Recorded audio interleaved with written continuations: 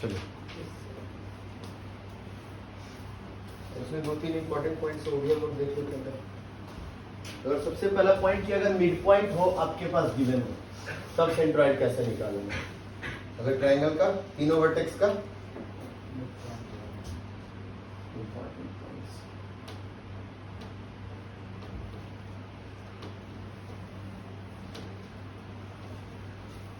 x1/1 या directly ऐसे रख देता हूँ, छोड़ो A B C D E F x1/1 x2/2 x3/3 D E F are mid point. क्या है? Mid point. ठीक है, तो सबसे पहली बात बेटा कि सर सेंट्रॉइड कैसे आएगा। सेंट्रॉइड की बात करें, अब सोचो सेंट्रॉइड के लिए क्या होना चाहिए था हमारे पास। तो साइड्स को तो अगर मिड पॉइंट को भी करोगे ना तो बात बराबर आएगा। x1 plus x2 plus x3/3 y1 plus y2 plus y3। Proving भी चाहिए, प्रूविंग चाहिए तो थोड़ा सा हिंट कर देता हूँ। चलो इसको अगर मैं अल्फा बीटा ले लूं तो ये कितना हो जाएगा सोचो, 2x1 माइनस अल्फा, हाँ या ना, और 2 चलो बी का यहाँ पे, बी का कोऑर्डिनेट्स यहाँ पे लिख देता हूँ।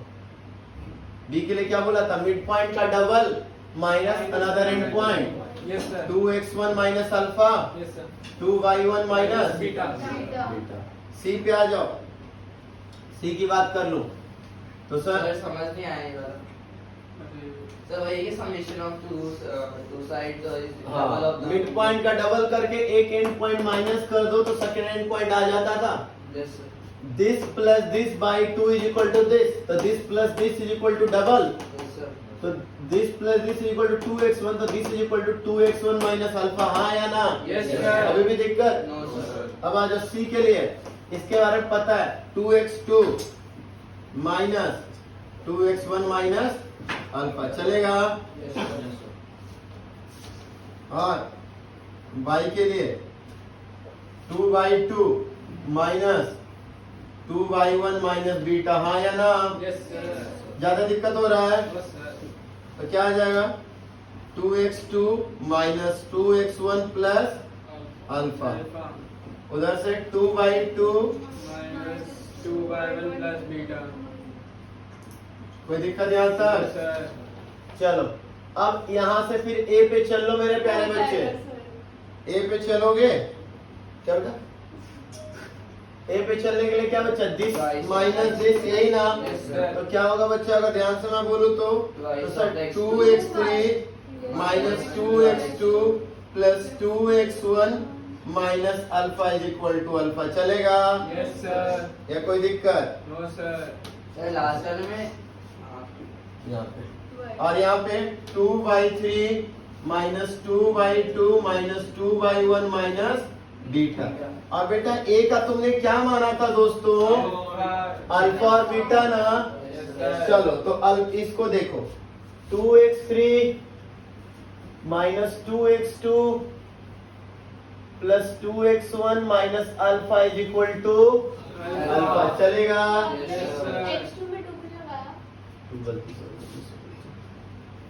यानी बच्चा 2x3 minus 2x2 plus 2x1 is equal to 2 alpha. तो अल्फा इज इक्वल टू मेरे प्यारे बच्चों x3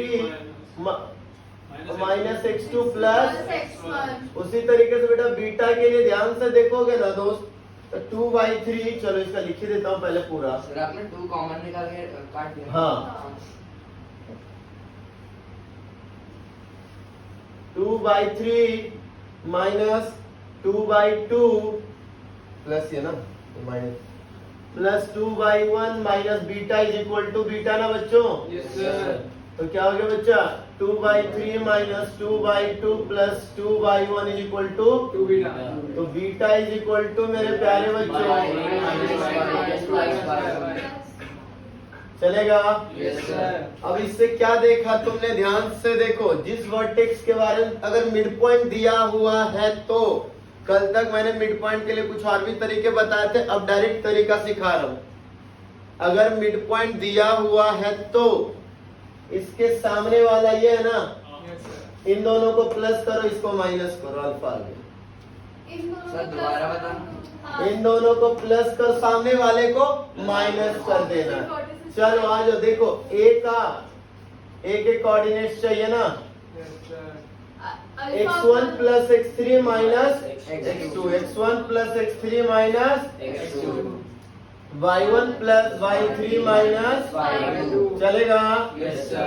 b का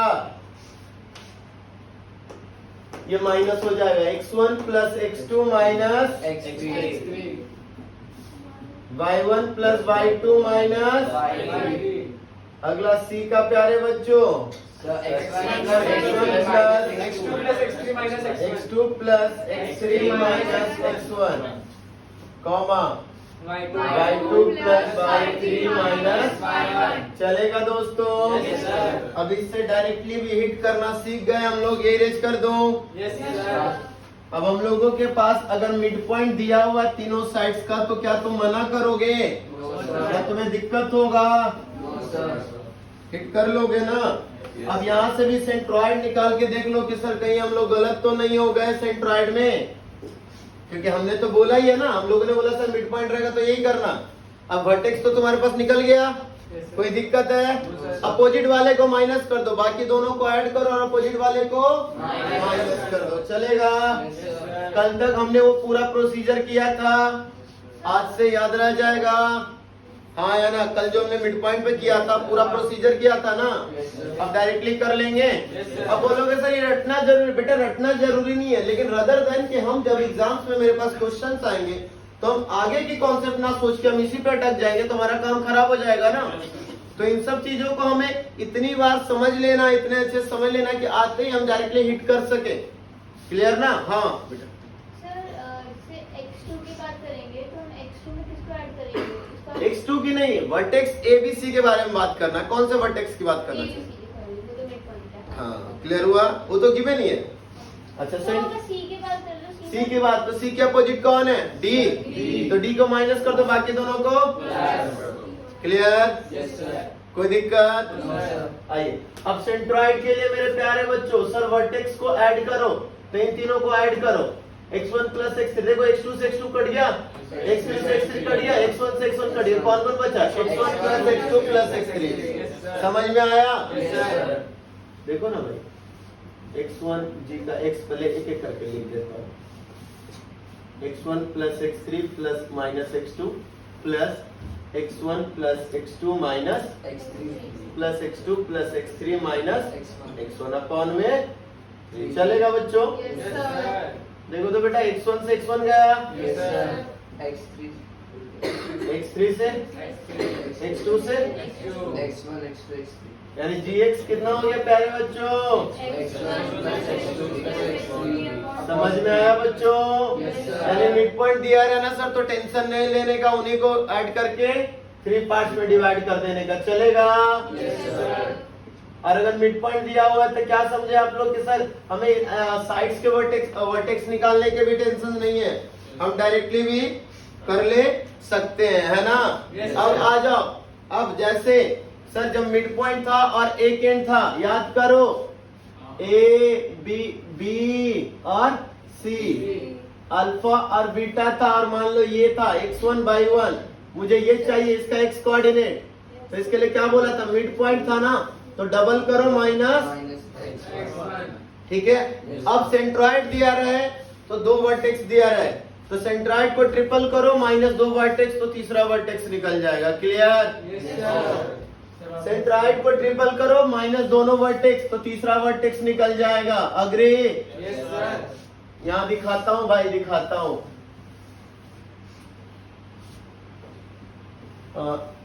ABC is a triangle in which A x1/1, B x2/2, centroid यानी G alpha beta, find C, coordinates of C.